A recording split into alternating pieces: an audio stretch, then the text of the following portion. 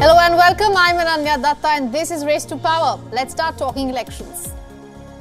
A lot has happened in India in the last 1 hour. Enforcement Directorate officials have reached Delhi Chief Minister Arvind Kejriwal's house with a 10th summon.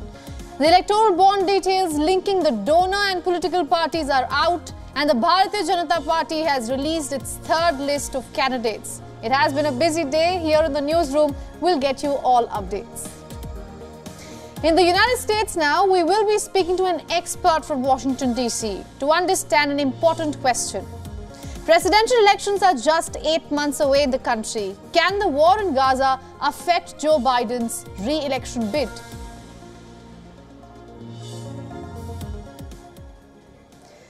Starting latest developments coming in from Delhi, a team of India's corruption watchdog Enforcement Directorate has reached the residence of Delhi Chief Minister Arvind Kejriwal. The team is known to have a search warrant in connection to the alleged excise policy scam case. Now, this comes hours after the Delhi Chief Minister suffered a major setback from the Delhi High Court. The court has refused to provide protection against arrest by the Enforcement Directorate to the Delhi Chief Minister. Kejriwal had filed a plea seeking protection from coercive actions in Delhi's excise policy-linked alleged money laundering case.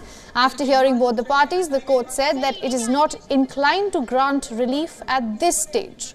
The Aam Aadmi Party's legal team has reached the Supreme Court of India as we speak. The party is challenging High Court's decision and seeking protection from arrest for the Delhi Chief Minister.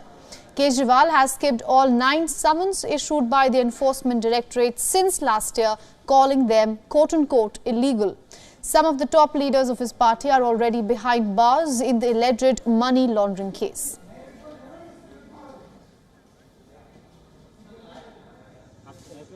Now for more on this, our correspondent Dharamjot Kaur is joining us from New Delhi on the phone line. Dharamjot, what is the latest you can tell us? Well, Ananya, as we saw just a few moments ago, obviously a team from the Enforcement Directorate has reached the Delhi Chief Minister's office.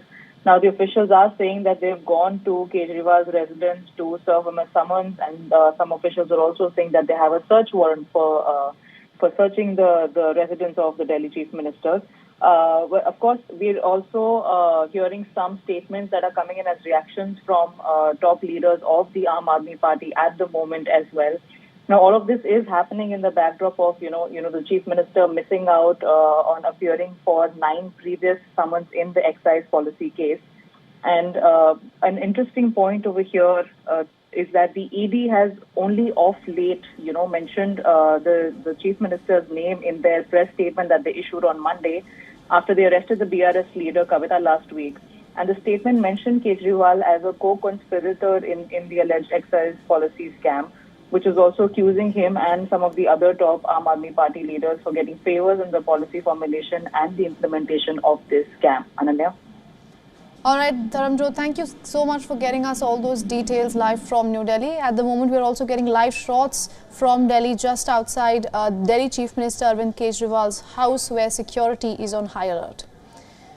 Also, to tell our viewers and give it a little context, all of this comes days after the agency had arrested Telangana lawmaker K. Kavita, as my correspondent also mentioned. That happened in Hyderabad. The special Delhi court remanded her to ED custody for 7 days, alleging that Ms. Kavita, along with others, had conspired with the senior AAP leaders, including Arvind Kejriwal. The ED said in exchange for favors, she was involved in paying sums to $12 million to the leaders of Aam Aadmi Party.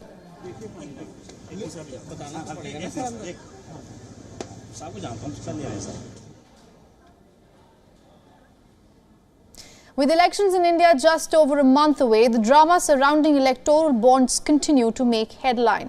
After days of back and forth, the State Bank of India has submitted all details to the Election Commission of India.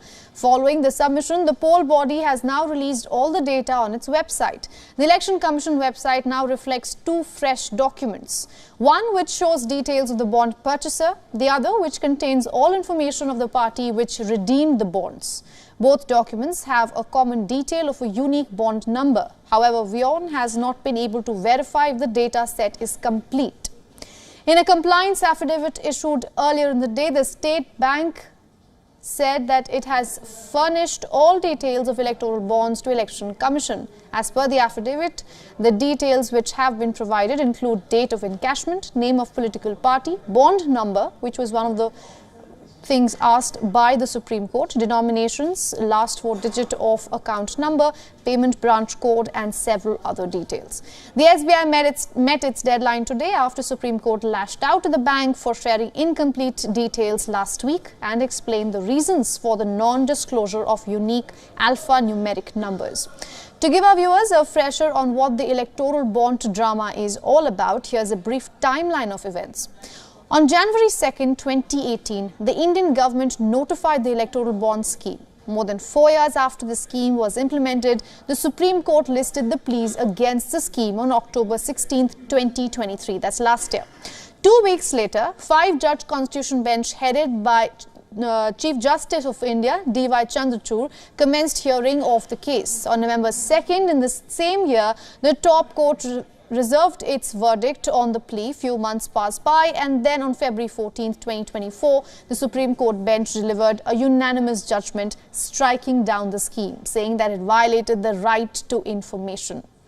Earlier this month, on March 4th, the State Bank of India asked the top court for an extension to release electoral bond details. On March 11th, the Supreme Court rejected the bank's request, ordering them to release details within 24 hours. On March 12th, the SBI submitted 2 sets of data to the Election Commission. 3 days later, on March 15th, the poll body released all furnished data on its website.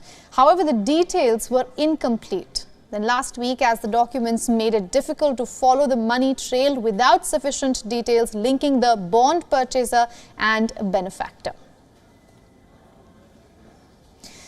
Now to the latest war of words that has erupted between the ruling Bharatiya Janata Party and the principal opposition party, Indian National Congress. The Congress party has levelled serious allegations of misuse of government agencies for political motives by the ruling BJP.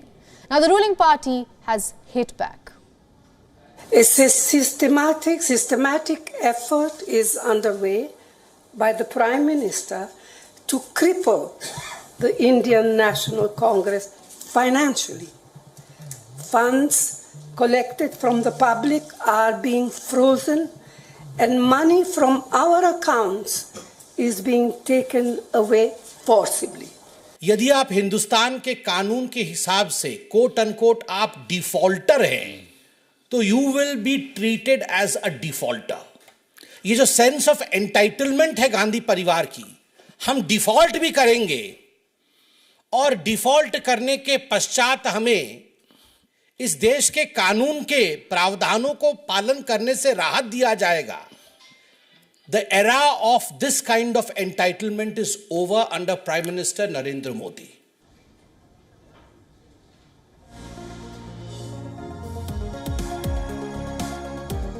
Let's give you some context now. Congress President Mallikarjun Kharge, senior leader Sonia Gandhi and Rahul Gandhi addressed a press briefing this morning. The leaders sharply attacked the ruling party over the freezing of Congress party's bank accounts ahead of the Lok Sabha elections.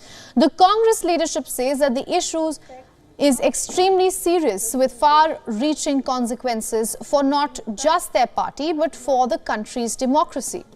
In February this year, Congress had announced that its bank accounts had been frozen by the Income Tax Department. The action was taken in connection with a dispute over a tax demand of 210 crore rupees. Veteran leader and former Congress President Sonia Gandhi alleged that money was being forcibly taken from their bank accounts. The party has already moved judicial courts over the issue, but pending a relief from the court, party leaders say that they desperately needed the funds for election campaign. The party leaders maintained that the Income Tax Department was pulling up old and frivolous cases to deliberately cripple Congress of much-needed funds ahead of polls. Party leader Ajay Makand said that one of the notices they got from the IT department was of 1994-95 assessment year when Sitaram Kesri was party treasurer. Reacting shortly thereafter, the BJP dismissed the Congress's attacks. The party's national president JP Nadda said on social media that Congress's bankruptcy is moral and intellectual and not financial. BJP national spokesperson Ravi Shankar Prasad said that it is the opposition party's desperate attempt to create an alibi for its imminent defeat in the elections. Prasad further said that the Congress did not file income tax returns in time, leading to the freezing of its accounts. फरवरी से मनीष सिसोदिया जी jail में उनका bell reject किया. Is Rahul Gandhi's position on social justice, representation and affirmation action contrary to Congress's historical stance? Now, Congress Working Committee member and senior leader Anand Sharma says that the party's recent emphasis on caste contradicts the position taken by former Prime Ministers Indira Gandhi and Rajiv Gandhi. Sharma has raised the issue in a letter to party President Mallikarjun Kharge. The letter, written on March 19th, was sent to all working committee members, leaders of the Congress Legislature Party and Pradesh Congress Committee chiefs. The letter went public earlier today.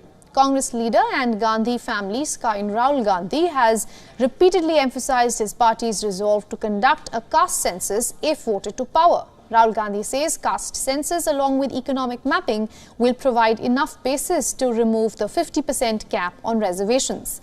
In his letter, Anand Sharma writes that though caste is a reality of Indian society, Congress has never engaged nor endorsed identity politics. Sharma goes on to underline that identity politics is detrimental to democracy in a society with a rich diversity.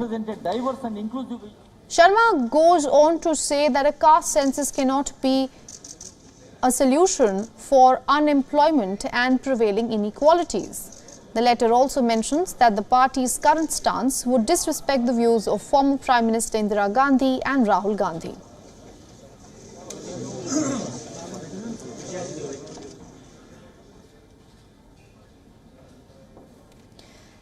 Let's now talk about Gaza.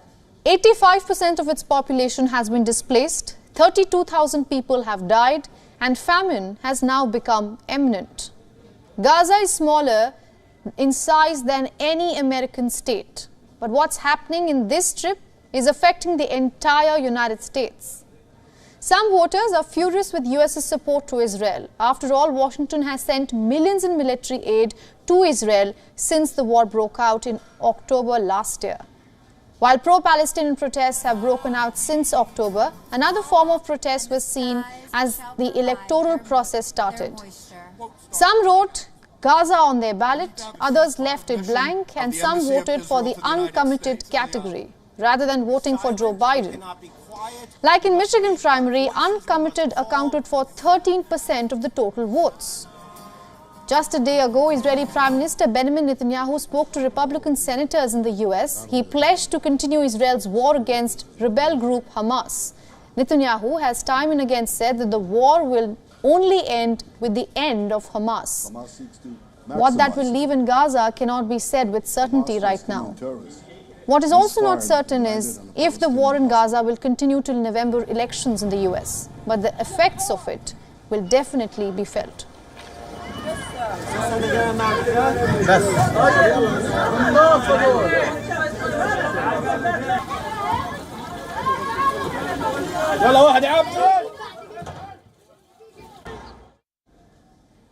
Now, to discuss this further, we have with us Enena Sukman. She is a West Asia analyst and human rights activist. She's joining us live from Washington, D.C. Ms. Sukman, thank you so much for joining us here on WION. I want to ask you, do you think the anti-war voter bloc is large enough to actually dent Joe Biden's re-election bid?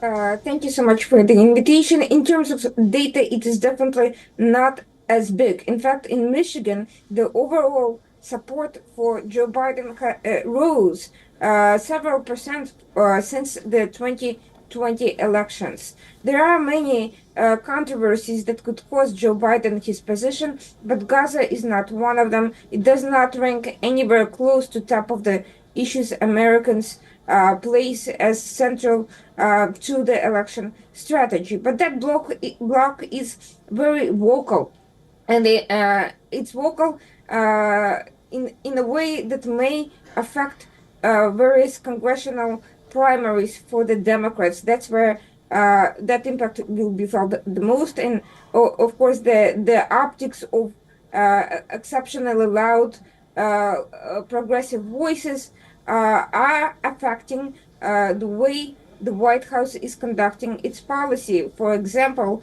there is a lot more public pressure on Israel to align with the policies that are being pushed from that bloc. There's been for the first time in the State of the Union a call for an immediate ceasefire and so forth. Ms. Sukman, since you say that the bloc is not large enough, I want to ask you, but still, if you see the protests that are taking place across US, you see that people are signing off Gaza on their ballots, or voting specifically for the uncommitted category against Joe Biden.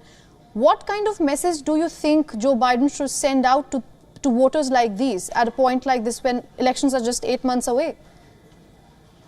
He has engaged with these voters. On many occasions. He has addressed the humanitarian needs of the crisis while balancing it with the U.S. national security interest to defeat Hamas and to get all the hostages released. Right now, we are seeing that increasingly the Palestinians themselves are speaking out against Hamas and its role in the humanitarian and security situation in Gaza. And I think as these voices become louder, this is the sort of messaging that Joe Biden needs to send to these constituencies, especially since some of them have made the issue not so much less about the humanitarian assistance to Gaza and more about an immediate ceasefire that would ensure at this point the survival of Hamas and would not be benefiting Palestinians.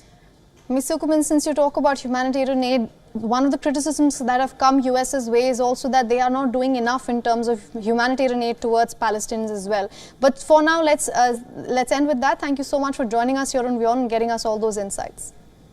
Thank you so much. Appreciate it.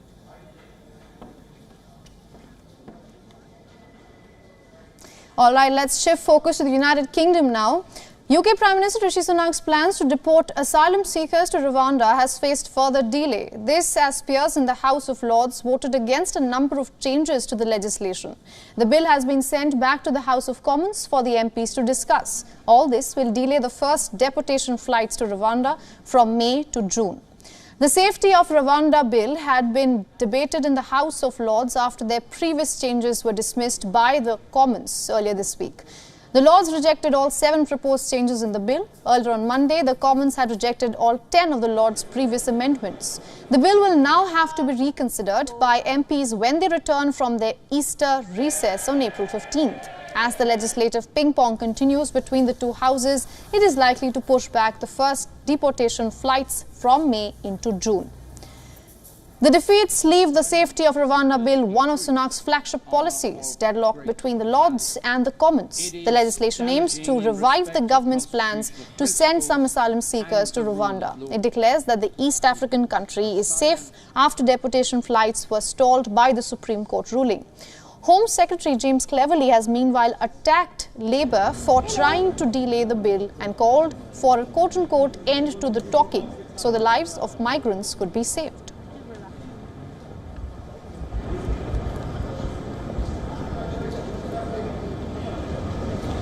Let's take a look at other election-related stories from around the globe.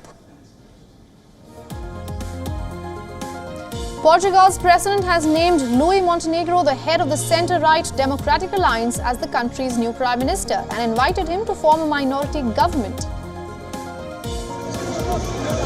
The AD won a parliamentary election on March 10th by a slim margin. Montenegro says that his party is prepared to govern on its own and will not negotiate a broad formal agreement with the far-right party, Trega, to work together. According to Montenegro, the government will be sworn in on April 2nd.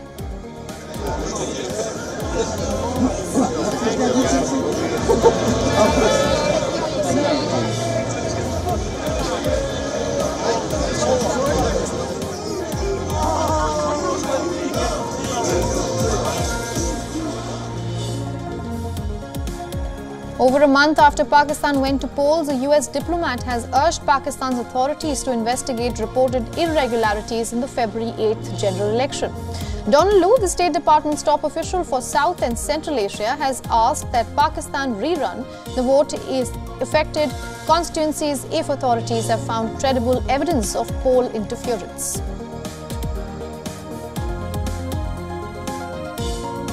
Ahead of Venezuela's presidential elections in July, political chaos continues to ensue in the country. In the latest, two close aides of opposition candidate Maria Corina have reportedly been arrested. This is the second such incident this month after a regional campaign leader for Machado was arrested under the allegations of taking part in violent demonstrations against the government in January. Now, Machado has dismissed the charges against her team as completely false. Lo acepto, lo asumo y con el apoyo del pueblo.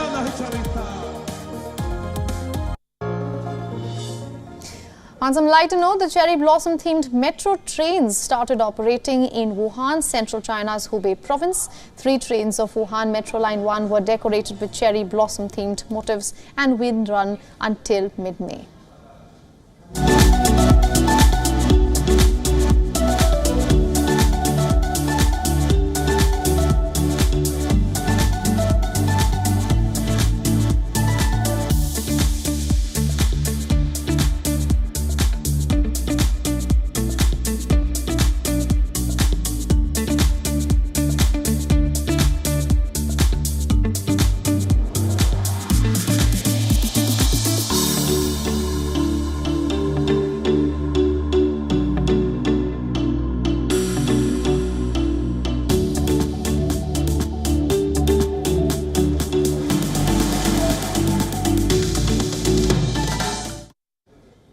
And with that, we are wrapping up this edition of Race to Power. Thanks for watching.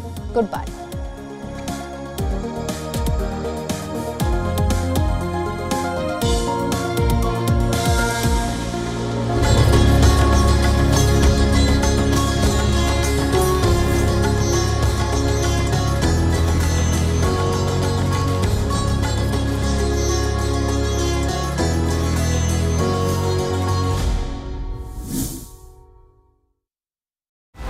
The biggest democratic exercise on the planet ever. Decoding the multiple colors of this multi-dimensional, multi-layered spectacle. WION deciphers the images and the hues. Sifts real performance from rhetoric and noise, claims and counter-claims, populist pitches and